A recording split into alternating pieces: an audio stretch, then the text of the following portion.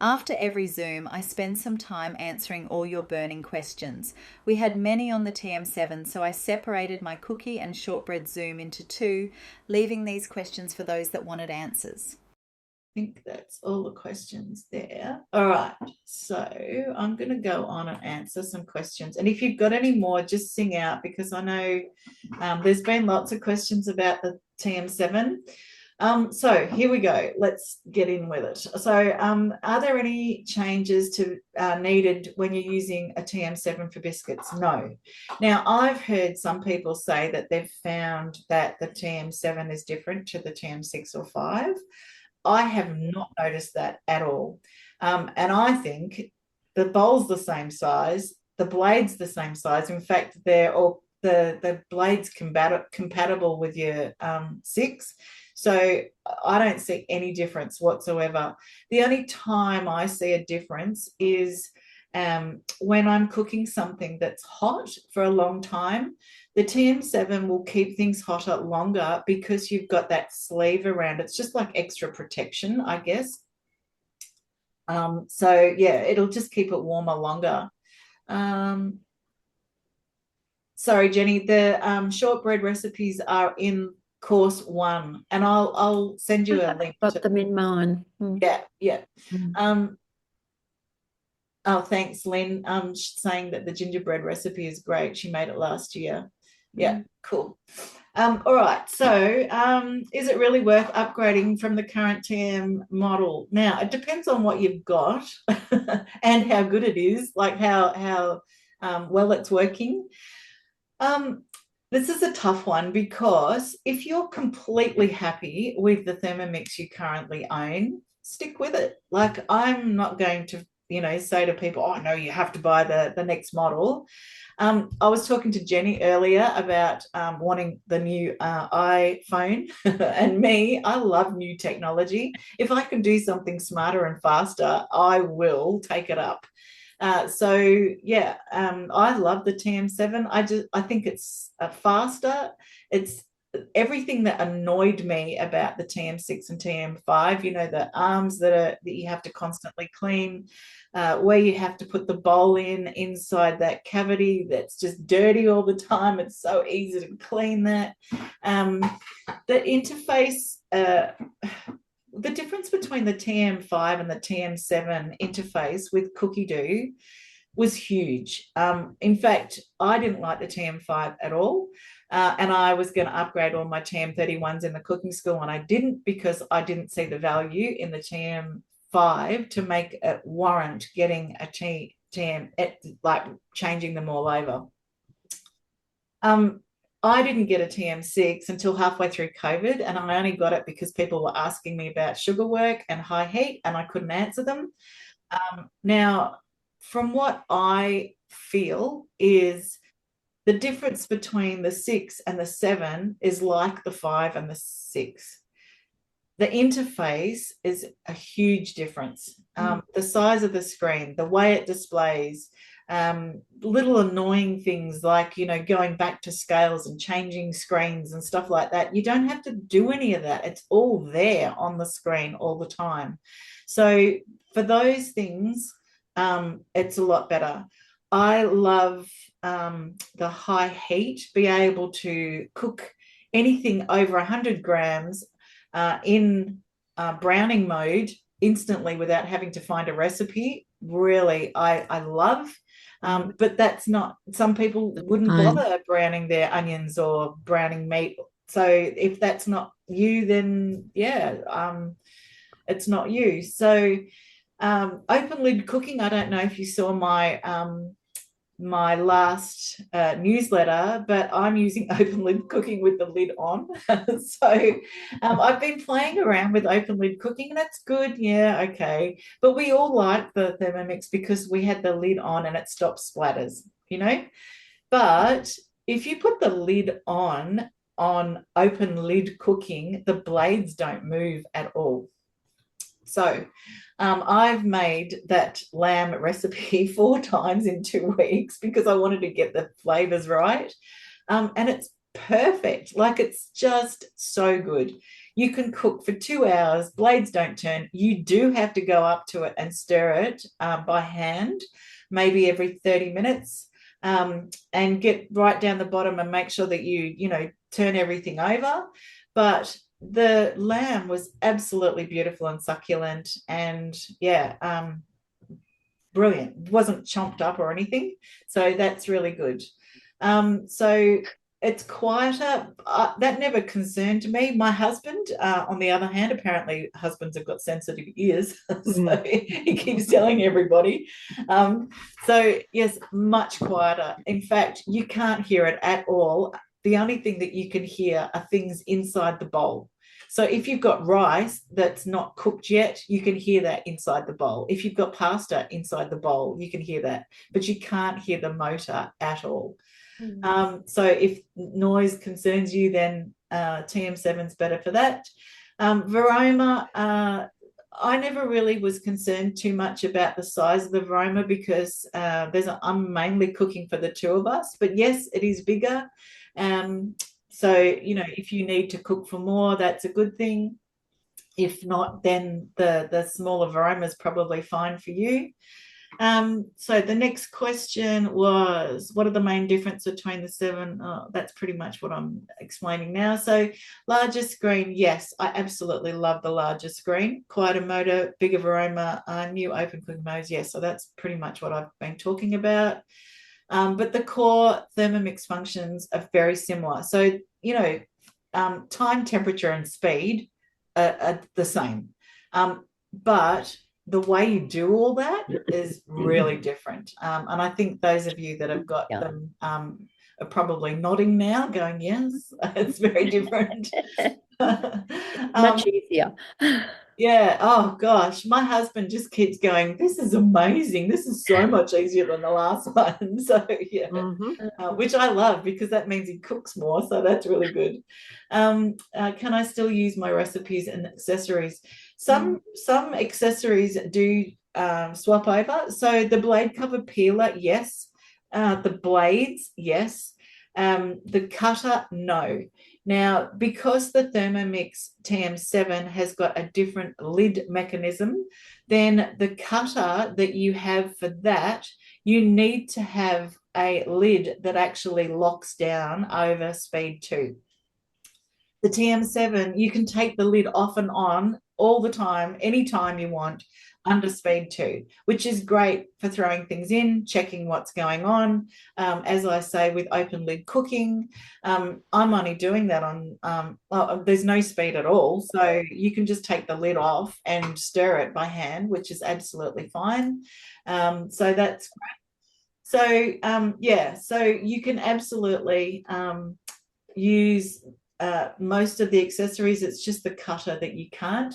Now, your recipes, you'll be able to definitely, if you can make anything in a TM31, 5, or 6, you can definitely make it in the 7. So that's pretty much the difference there. All right, going to the next page.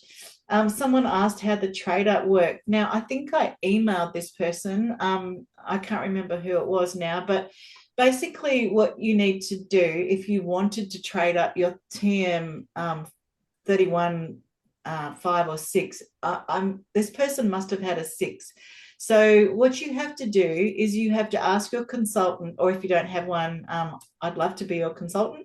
What you need to do is just ask me. I will send you a purchase order. You need to have a purchase order. You need to tell me which Thermomix you have so that I can write a purchase order for the trade-up amount.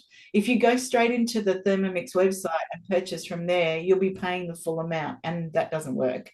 So the way it works for a TM7 is the full price is $2,649, but if you're trading in a TM6, so this person must have said that they had a 6, you get a $750 discount, which brings the total price down to $899. Now, what happens is once you tell me that you're trading that Thermomix in, I send you a purchase order for the trade up that you want. So you'll say if it's the TM6, I send you an invoice for $1,899. what happens then is you get an email from Thermomix, and Thermomix say, here is a postage paid number, and you take that with your Thermomix to the post office. Now, you box up your Thermomix, and basically all they want is the base, the bowl and blade and lid set. They really don't need the Varoma, and they don't need your cookbook. They don't need all that extra stuff. So you just need a box that'll fit those things in. And what you do then is you give the post office the code that Thermomix has given you, and the postage is paid for it to go back and for the new one to come to you. Some people get their Thermomixes, if they live by me, they get them sent to me, and then I can help you set it up. But really, the TM7 is the easiest one to set up so far. It's just, I don't know whether it's the biggest screen, but they've just worked out, you know, how to do it really easily, especially if you've had a Thermomix before. And it's pretty easy. So you've got, with the TM7 trade up, you've got until the 8th of next month, and they'll guarantee that you'll get it before Christmas. So any orders placed before the 8th, you guarantee that you get it before Christmas. And yeah, I think that's probably answers all that, unless you need to know something else. Support and warranty. So someone asked about how does Thermomix support you? So this lady mustn't have a Thermomix. So basically, I do things a little bit differently. I am virtual, so I'm here all the time. I work 7 days a week. If you email me, I respond the same day. So the machine, basically, you've got 24 months warranty, and you get official support from Vorwerk. So if your consultant, say you've got a consultant and she disappears, because some consultants come in to earn their Thermomixes and then they disappear, Vorwerk is there to make sure that you're being looked after. And every so often, like now, we're doing an unconnected leads process.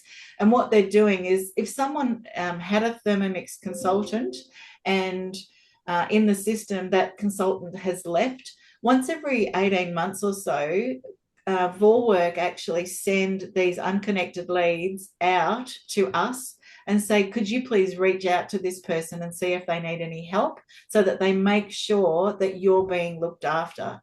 So that's one great thing about Vorwerk. They make sure that you've got a consultant that you can talk to. Apart from that, there is a service number, a toll-free service number that you can ring, and there's someone there that will help you as well. So so you don't have to ever worry about not being connected to someone.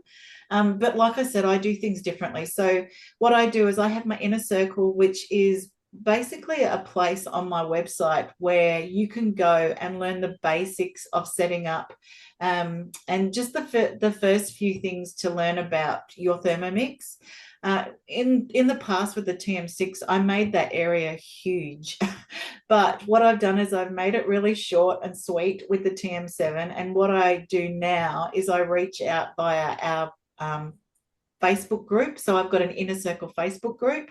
And if you're not got Facebook, I have weekly emails that come out, and if you need me, you can contact me via that email. So they're there every week, and all you need to do is find the button that says talk to Beck, and you can email me. So I'm always there, but I don't reach out to you unless you need me. Every so often I might go, hey, how you going? But I don't want to ever come across as a pushy salesperson, because I'm not about that.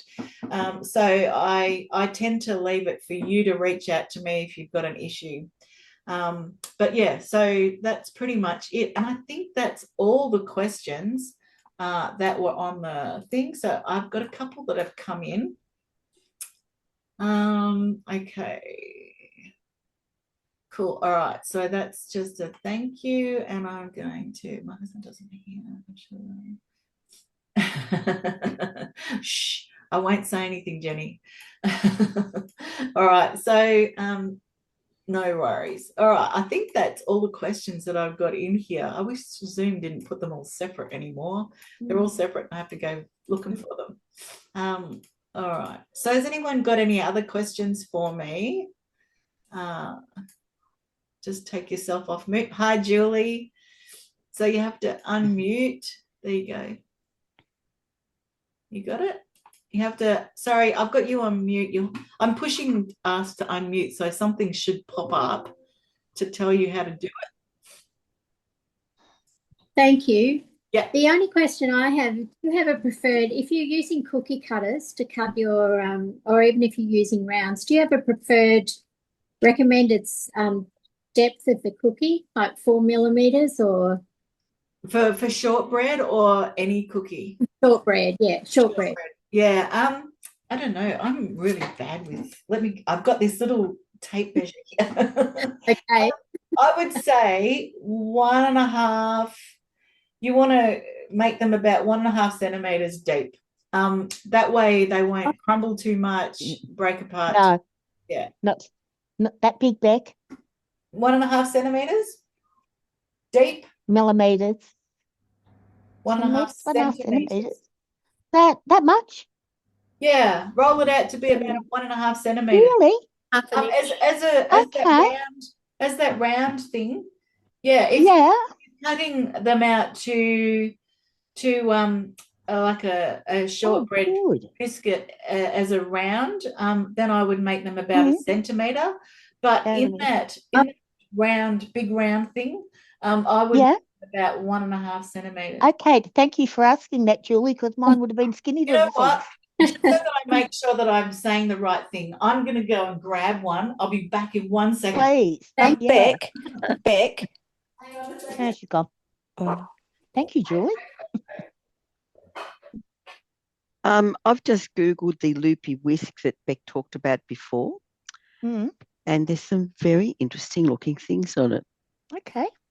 All right. Including one I saw on Facebook last night. You see, this is the one. Can you see that? That's yeah. Actually, you know what? I'm going to stop sharing so that you can actually see it a bit bigger. Is that better? Yeah. Okay. So this one. Oh wow. I would not have done that, Beck. I'd have failed at this terribly. So this one is one that's got the sour cherry in it. Yeah. And exactly 1.5. Yeah. Okay. I would have the right way, but it is. It's 1.5. 1.5. Centimeters. I would have done this totally wrong. Oh, okay. Okay, thank you. I guess it depends on how you want them to look. It doesn't really matter so much, but when you're doing that round shape, that's what I do. Yeah. Oh, okay. Beck, what diameter is the tin, please? It was 9-inch, a 9-inch tin. So I don't know what that is in centimeters because I'm old. You have to ask Google. Can I ask another question? Yes, go for it. Sorry, I didn't know if I was unmuted then. With the cut, when you just make them into a sausage shape and cut them, about 1 centimetre for those? Yes, about 1 centimetre. Yeah. Oh, good. Yeah. Can I just show you the book that the Loopy Whisk has? Yeah. And I saw yes, that's what I've got. That's what I've got.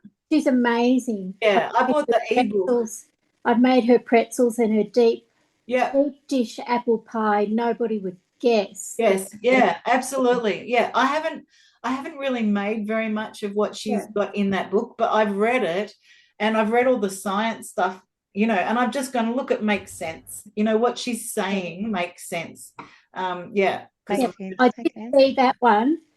But if you want the name of her, she's called the Loopy Whisk in Australia. She's on the website. Loopy Whisk. But that was in the Knox Library last week. Oh, cool. All right. Excellent. Very good. Free. Yeah, no worries. Yeah. I just bought it as we spoke then. We deliver tomorrow. I bought it maybe 6 months ago, and because I when I go to bed, my husband reads novels and I read textbooks. And he goes, "You call me a nerd." Really? Oh dear. Now, Jenny, you said you've got a boiled sweet issue. Yeah. No, that was going back to my other cookies with Oh, the okay. All right. yeah. Yeah, no worries. Okay. Beck, can I just ask you a question? I'm so sorry. It's Delani speaking. Yeah. I'm not sure if you answered it. Please forgive me if I'm asking it again. A fan-forced oven. Yeah. Do you lower the temperature a little bit? Yeah. Now, every recipe that I talk about, I'm talking in fan forced, because okay. nearly everybody in Australia has a fan forced oven. Every oven is different. Now, it's really confusing. And I think if I explain this, so if you think about an oven and a conventional oven, a fan forced oven, and an air fryer, they're all, if you put them all at 180, they'll all cook something at a different time. Now, the reason why is the fan. So it's because that heat is being whisked around and they're drying things out faster. So it's not hotter, it's just faster, if that makes sense. So that's why we all love our air fryers, because they're faster and they dry out faster and make things brown and crisp. So if you put, and it's hard because it's 10 or 20 degrees. So each one is 10 or 20 degrees less. So you start off at, a normal oven. If you are baking something at 200, then your fan force, you'd go 20 degrees less, or 10 or 20 degrees less, so 180. And if you're going air fry, you do that again, 10 or 20 degrees. And it will depend on your fan, how fierce it is. I know in our cooking school, we've got 90 centimetre ovens, and they've got 2 fans in the back, because I wanted to make sure that they were really even heat, which they are, but that is much faster than my home oven. And it's only got 1 fan in it. Even though it's smaller, it's more uneven in my home oven. So every oven is different, but you're looking between 10 and 20 degrees difference between each one as you increment them up, if you like. Does that make sense? It does. Thank you so much. That's all right. No worries. Oh, the other thing that I wanted to say is someone in the cookie course a couple of weeks ago said to me, when they made shortbread once, they thought that the shortbread down the bottom here wasn't cooked, even after 40 minutes of cooking, because it looked wet. It is definitely cooked. What it is, it's your butter. Butter. Yeah, it's the butter. It's just a little bit greasy at the bottom. If you flip it, when you take it out, if you know that that's going to happen, if you flip it while it's still warm, not hot because it'll fall apart, but while it's still warm, it'll actually work its way through, if you know what I mean. So yeah, so it's definitely cooked after 40 minutes. Don't worry. Yeah. All right. Any more questions? Could I ask a question about the TM7? Yes.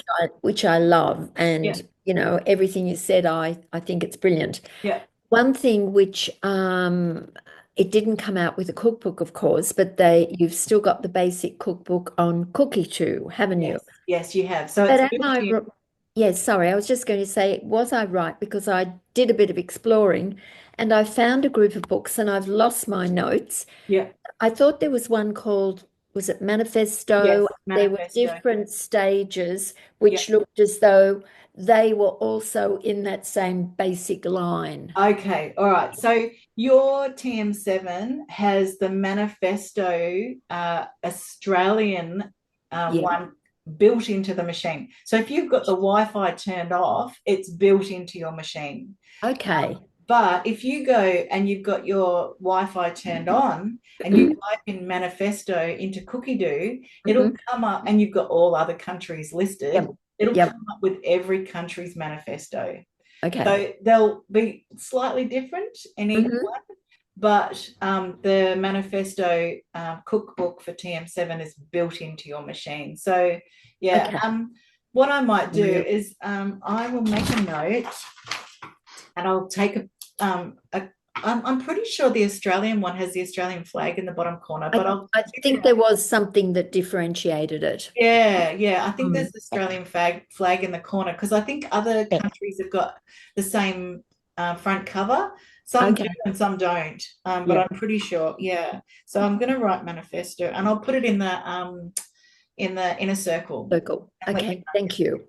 Yeah, no worries. All right. So someone else was going to ask a question too. I thought I heard. Beck, I have an old-fashioned wooden shortbread mold, and I've had it for a very long time. Yeah. I'm going to say more than 50 years. Yeah. But I've never been able to put the thing in and get it to come out nicely. Yeah. Yeah, So okay. So it was just a gimmick, really, wasn't it? Yeah. Look, I think our nans probably didn't use corn flour, and I think it's the corn flour that makes them more friable. They probably just use plain. So if you use plain, give it a shot Can't with remember that. what my recipe says. Yeah, because I think that they won't move as much, and you might get that indent. But that's why, I take them out halfway through and do the cutting to make it more. And actually, I just remember someone said, "Do you cut it all the way through?" No, I don't. But you could if you wanted to. So when I take it out of the oven, I put the indents in and I cut it like 3/4 of the way through. But yeah, you could try that. I mean, I don't know. I mean, is the mold like a single one? Yeah, it's about the size, little less than a bread and butter plate. Yeah. Oh, okay. And it's got a piece so it's got an indented thing that's been yeah, I think taken I know. out, Yeah, I think chiseled out, for want of a better word. Yeah. And it's a Scotch thistle. That's all. Yes, I think I know the ones you mean.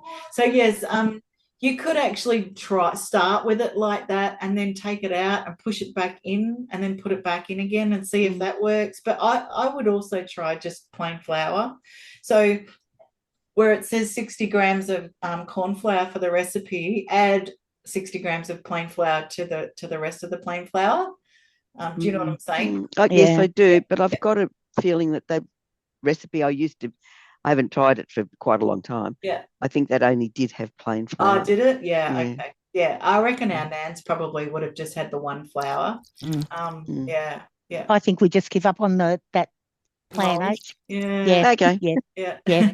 Damn. Yeah. Beck, when you're soaking fruit to put into the shortbread, how much soaking do you do? Because does the liquid that's retained in the fruit upset the shortbread? Yeah, it can do. So what I would do in the case of shortbread, not so much some cookies, I would boil a jug. I would pour boiling water over them, leave it on there for 3 to 5 minutes, and then pour that off and then pat them dry. Pour them off into a colander, let it drip out, and then pat them dry with paper towel. Okay. And what if you were doing it with alcohol? How long would you soak them for? So I wouldn't put a lot of alcohol on there. So let me think, 40 grams. If I had like 50 grams of dried fruit, I'd probably put a tablespoon of brandy or whatever, rum or whatever I was going to use. Yeah. And I would leave it overnight. Yeah. And then the next day, drain it really well and pat it dry. Yeah. Okay, thanks. Yeah, that's what I'd do. All right. Okay, anyone else? No. Looks like not. Let me just check on here with these, see if we've got anything else. Looks like I've got everybody's questions on here as well. All right. So everybody that's booked in today, I will send you an email shortly so that you can find the course again and find the shortbread ebook that's in the course. So I will send that to you. But those that have jumped on halfway through to find out about the TM7, if you have any questions for me, ask in Facebook Messenger or whatever, and I will answer you there. Or you can find my email address on our blog. So will I be able to find the course back? Or because I'm not booked in? I'll put you in, Wilma, because okay. Yeah. Thanks, Beck. Thank you. Yeah. So shortbread. I think you've got it anyway. So yeah. So what I'll do is I'll just add you to the list of people that are in. Beautiful. Yeah. Thank you. No worries. Because I was a late addition to the course this morning and I sent you that text. Will Yeah. I get the email today? Did you book in or? No, I just jumped in through the email that you sent the other day. Okay. I'd previously done the cookies, but I wanted all the shortbread stuff. Okay, all right. So who am I talking to? Because your name's not lighting up. Leonie. Leonie. Okay, no worries, Leonie. I will check it out. Thank you. Hard to see which faces are moving. No worries. And no, I didn't book in because I didn't know for sure whether Graham would be out of hospital or whether I'd be. Oh, yes, I saw that. Yeah, I saw that. So Yeah. I'll add you onto the list. Yep, no problem. Fabulous. Thank you very much. All right. So Beck, yeah. I'm in the same position. It's Jan. Yeah. I've done the cookie course. Could you add me to the email? Yeah, what's your surname, Jan? Kelly. Kelly. Yep. All right, no worries. I'll find your email address in the course and I'll send you as well. Thank you very much. No problem. All right. I think that's it. I'm not seeing anybody's hands flying around. Stop. All right. I'm going to love and leave you. Thank you very much, Beck. That was amazing. Thank you, Beck. Yeah, thanks, Beck. I love it. Thanks very much, Beck. Thanks, Beck. Bye. Bye. Bye.